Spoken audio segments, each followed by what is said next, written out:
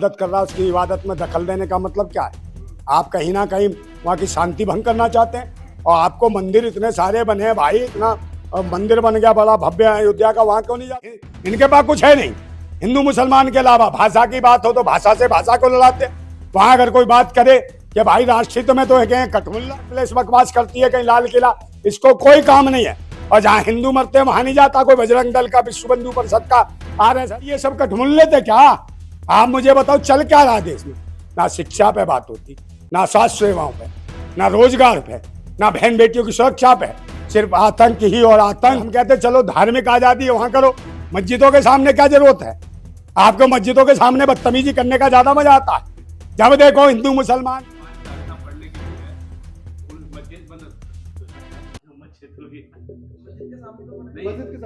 मस्जिद के सामने कहीं भी पढ़ सकते हैं। देश हिंदू राष्ट्र है, सनातन देश है, क्या सुरक्षा चाहिए हनुमान चालीसा पढ़ने के लिए? क्या हनुमान चालीसा कहीं नहीं पढ़ा जा सकता? भाई हनुमान चालीसा आप जरूरी हो, कहीं अजान हो रही है?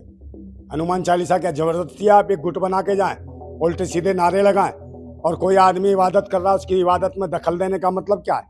आप कहीं ना कहीं वहाँ की शांति भंग करना चाहते हैं। और आपको मंदिर इतने सारे बने हैं भाई, इतना मंदिर बन गया बड़ा भव्य अयोध्या का, वहाँ क्यों नहीं जाते हो? वहाँ क्यों नहीं हनुमान चालीसा पढ़ते हो?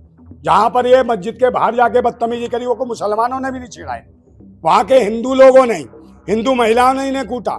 ये हनुमान चालीसा पढ़ने गए थे, इनका कुटापा चालीसा बना दिया, इसका कुटाई चालीसा, टुकाई चालीसा बना दिया। ये जो लड़की है ना, ये बदबू पांडे, अरे जगह जगह बदबू फैलाती है सांप्रदायिकता की, भाईचारे को खत्म करने की। और है कैसी है?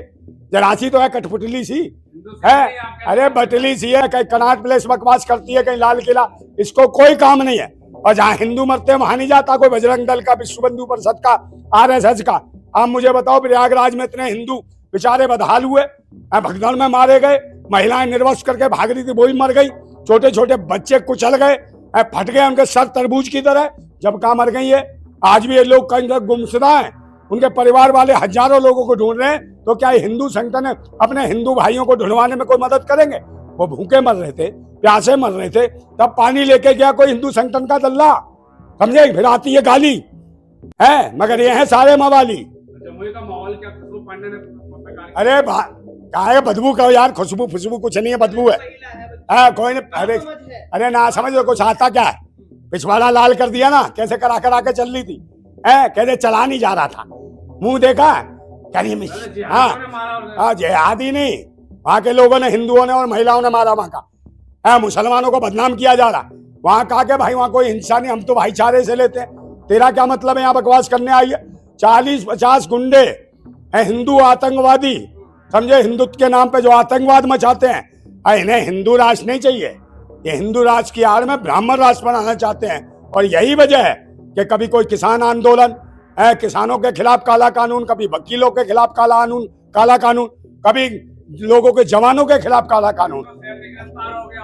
कौन से शेर नहीं है यार? काय की शेर नहीं है तो जानवर ही, शेर भी तो जानवर होता है। तो जानवरों का क्या इंसान थोड़ी? हम तो इंसानियत की बात कर लें, पहले इंसान तो बन जाए।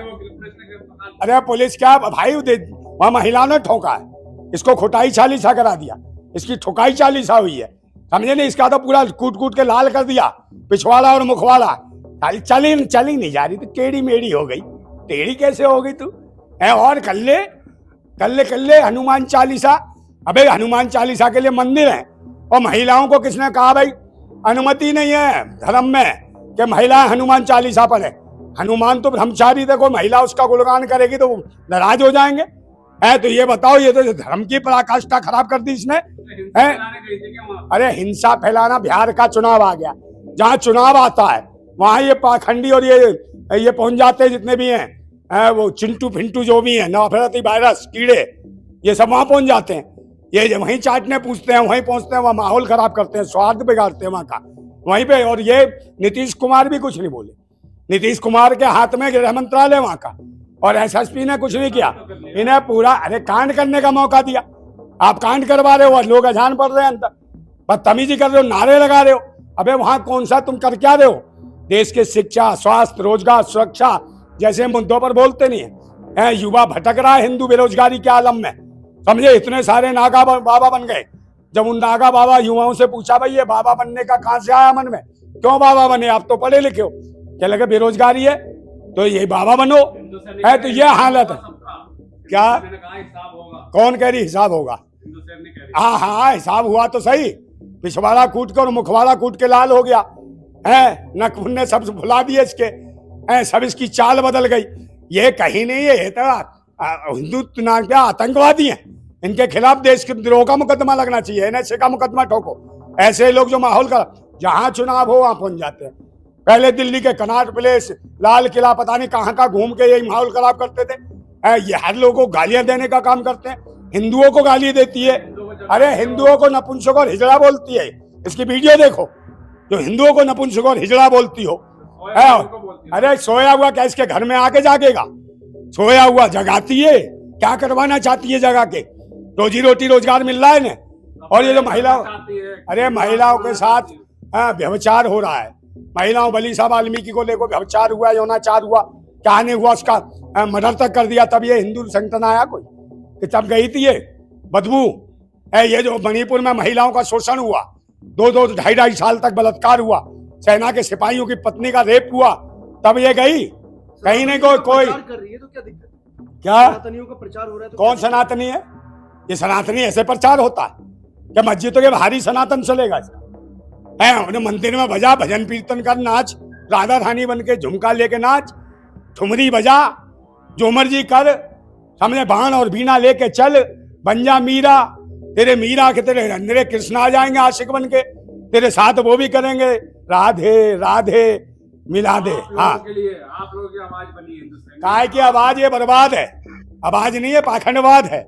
देश को खत्म करने का एक षड्यंत्र है, लोकतंत्र को खत्म करने का, संविधान को खत्म करने का एक षड्यंत्र चला रहा है, जिससे भारतीयों की आजादी खत्म होगी, बदुआ गुलामी की ओर जाएंगे भारत के लोग, और कहीं ना कहीं पाखंडवाद स्थापित होगा।